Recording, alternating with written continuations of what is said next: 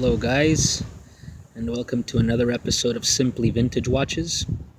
This is my Bulova, His Excellency, from most likely 1947. I searched the Bulova database, and by the case-shaped teardrop lugs, it is a Bulova His Excellency. It has a copper dial, original dial. It's patinaed, it's depending on how you look at it, copper, creamy salmon, beautiful. It has these little diamond style indices and that little small second complication. You can see the small little hand sweeping very, very delicately and almost unnoticeably.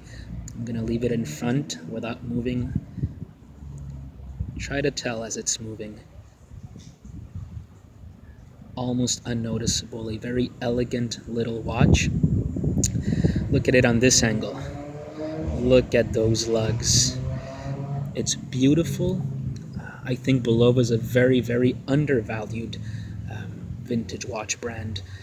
I know that Bulova are now owned by the Citizen Watch Company, but the history on this watch leads me to think that it was probably entirely made in the United States, because it's from around 1947, and during the Second World War, Bulova had removed most of its manufacturing from Biel, Switzerland. They continued after the Second World War and finally closed that factory in 1983. Now, the movement inside this watch is stamped USA.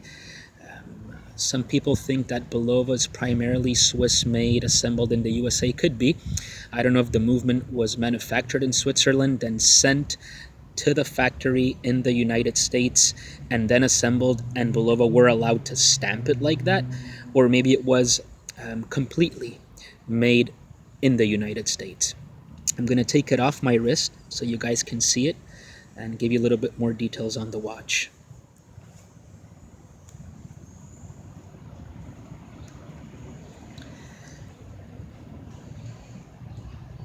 Here it is again. This is a 14 karat gold filled case, which means that basically the gold is sandwiched around the whole case. It has more gold than gold plating. It is plated at 20 microns. I hope you can catch this on this camera.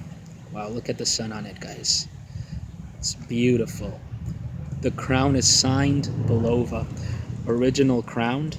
I find it's a lovely little detail. There you go.